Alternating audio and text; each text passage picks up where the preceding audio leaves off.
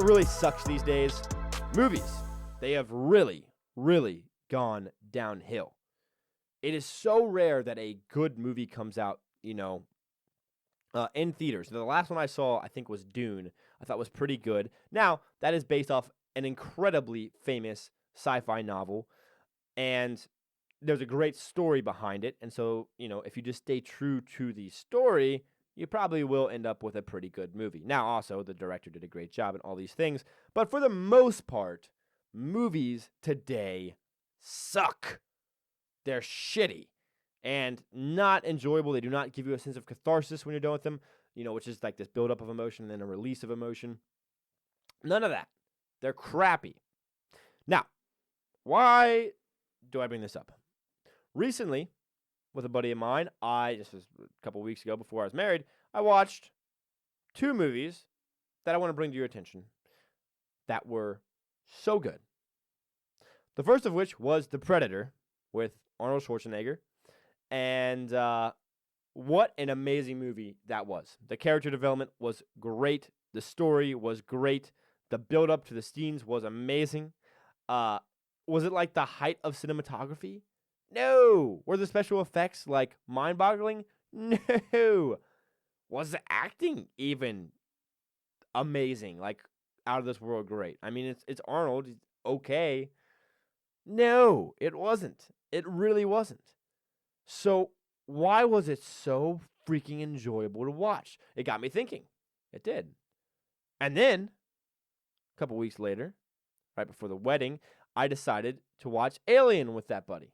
I'd never watched either of these movies. Alien, that classic kind of horror, scary film where they go to that planet and they kind of get infected by that thing, and that thing pops out of the dude's stomach and then grows really freaking fast in the spaceship and then starts killing everybody.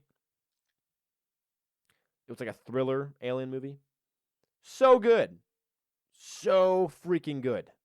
Story of resilience, of sticking it out and not letting fear completely take over your system, but facing the terrible creature and killing it, Spoiler alert. Sorry, this whole section will have spoiler alerts. If you hear the name of a movie and you're like, I don't want to know what happens, then don't listen anymore.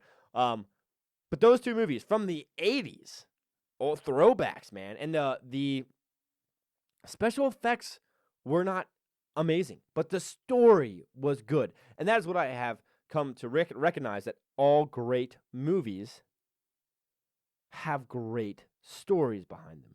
And the characters are developed, and you grow to love them, to root for them or to root against them. Whether it's a great villain design, Hans Gruber in Die Hard, you're like, damn, he's like a respectable villain, but you're like, he's pretty freaking evil. Like Loki in the Avengers movie, pretty freaking evil. Commodus from Gladiator, that guy, you hate his guts by the end of the movie and you want him to die. And that's a great villain that was created. But, so many of the heroes you can think about, you grow attached to them and you get to see them develop and to grow as a character throughout the movie.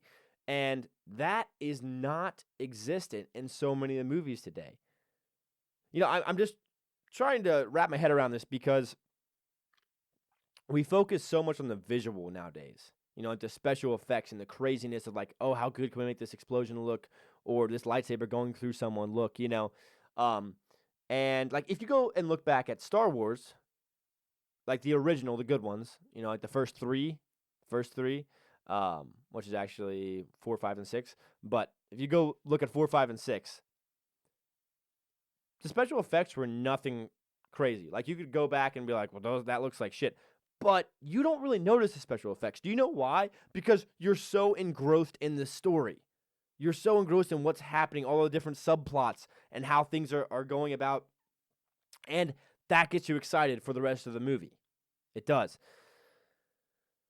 And we've lost that. We really have in so many ways. And I'm just trying to wrap my head around this. But the movies recently that I have seen that have been like more modern, just been total shit compared to these old movies with low budgets, with not great special effects, and yet the stories are rich and they are enjoyable, And there's a bunch of 80s movies I haven't watched yet, but that, I'm looking forward to because they have these great stories. I mean, Rocky, is like this, It's like it's kind of grainy and it feels like an older movie, And the acting is good from some people and not good from other people. I mean, Adrian, wow, whew. But but like that's just a great underdog story, and it's compelling, and you root for him, and you want him to win. And you feel connection to the characters. But recently, the writing for the characters has been so shit that you don't actually feel any connection to them, and that's just rather aggravating. And I do want to spend a second more on Star Wars because when I first heard the news that Disney was buying Star Wars, I got excited. Oh, Reuben, looking back at your former self, you can see how foolish I was for thinking that. I got excited though. I did. I was like, yes, Disney's got so much money. They're going to be popping out amazing Star Wars films left and right. They might be doing shows. This is going to be great. And they did do films. And they did do shows. And they were literal garbage. Literal garbage. The Mandalorian season 1 and 2, decent. Season 3, no. But season 1 or 2, pretty good. The last one I watched was The Book of Boba Fett. And they took the galaxy's most lethal and accurate and scary assassin, the intergalactic assassin Boba Fett. They took him and completely wimpified him. He was a wuss. He was like, we are going to solve things through words. That is not Boba Fett. You can't just do that to his character. Completely strip him of all the things that make him scary and a badass bounty hunter, okay? Like, that made me mad. And the storyline was just shit. I mean, he ended up riding on some massive-ass alien thing, destroying buildings at the end of it. It was just so bad. And Disney just wrecked Star Wars for me. I don't watch anything Star Wars now because it just makes me sad. And I kind of tried to pretend that none of that exists, and it's just the original, 6. Really, the first 3, 4, 5, and 6, but whatever. I digress. The point is, they royally screwed Star Wars, and it does deeply upset me. And so another thing I do want to harp on real fast that does really piss me off, because it makes movies so much worse, is there are no stakes anymore. Why? Because the companies are so money hungry. They can't kill off a character because they could bring in new money down the road, and we might want to tie them into stories down the road. Point and case, if you have not watched Spider-Man No Way Home, if you have not watched that, then spoiler alerts, here they come. All 3 Spider-Mans come back from all the original series, so whatever. Tom Holland, Tobey Maguire, and then the last one is Andrew Garfield. Okay, so they all come back. All 3 of them come back. And because there's like this portal in time or whatever, it's craziness. And the movie, for the most part, is pretty decent, pretty good movie. But the Green Goblin comes back, who's like a great villain. In the first one, he's a great villain. He comes back, and near the end of the movie, there's this whole issue with like the first Spider-Man, Tom Holland, right? Because his aunt was killed, and he's got all this rage and pent-up rage that he's just like ready to take out the Green Goblin and just absolutely mess him up, take him out.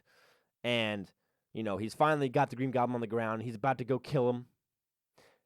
Tobey Maguire, the first Spider-Man, gets in the way. And he holds Peter back. And he says, don't do this. Don't do this. This will ruin you. This will ruin you if you just let all this rage consume you and you just, completely, take this man out. You were never going to be able to forgive yourself, and it's going to change who you are. And don't be fueled by the rage, right? And as he's like basically saying all this stuff, he gets speared through the back, right under his heart. Okay, he gets skewered by the Green Goblin, one of like an instrument from the Green Goblin, some like spear thing, straight through him.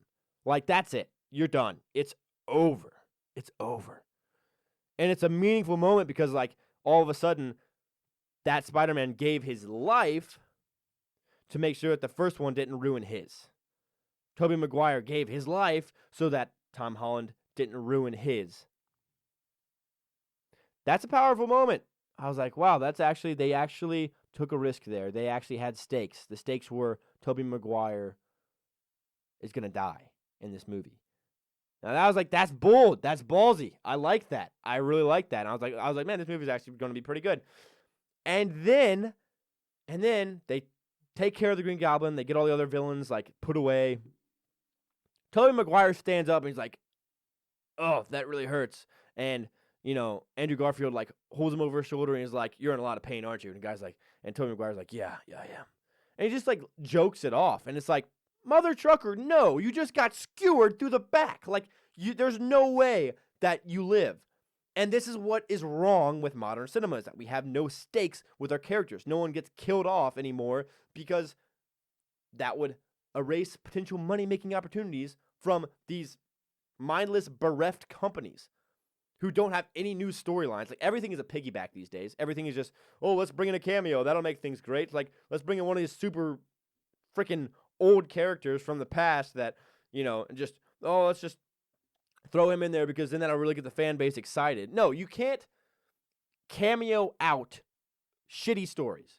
It's just like how you can't outwork a shitty diet. Guess what? You can't out cameo a shitty story. It's impossible. You can't do it.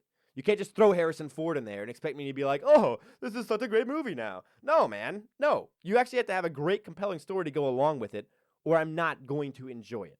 And that is why so many movies, in my opinion, have been shit recently, But this whole failure to kill off characters is just, it's what made the 4th season of Stranger Things terrible. I mean, dude, they're so crazy about this. Black Widow dies in Endgame, and then they made a movie about her afterwards. Just to introduce Florence Pugh or whatever as the new Black Widow. Because they're like, oh, we got to get a new one in there because we got to make more money with that intellectual property, Got to be able to do that. But they tried to squeeze as much money out of the character as possible. They're like, let's kill her off of this movie because it makes the most sense, but then we will make another movie about her after she is dead. How's that sound? Creative team's like, yeah, let's go. Man, they should just hire me on there. I should get a quarter of what those idiots get paid, and I will make better movies. I promise you. This isn't an arrogant thing. It's just called that I actually have a decent concept of what the fans really are looking for. It's called good stories. But they haven't got the clue yet, and I don't know if they ever will. I would like to see good movies made again. I truly would. I'm excited for Dune 2. Maybe that'll be good. We'll see. Most times sequels get pretty messed up, and they're shitty, unless you're talking about like Lord of the Rings or something. But maybe they will pull off magic, and it'll be great. I hope it is. Anyways, this ends the Reuben Rant segment. I know I kind of went on for a while, but it does aggravate me because I remember growing up, all these movies would come out, and I'd be like, oh, I'm so excited. And then I'd go watch them and be like, that was so good. There was such a great, character arc, and there was sacrifice, and there was honor and beauty and dignity. And nothing's compelling anymore. Nothing's compelling. There's no stakes. So, movies are pretty shitty. Anyways, that's all I have to say for the Reuben Rant segment. Hope you enjoyed.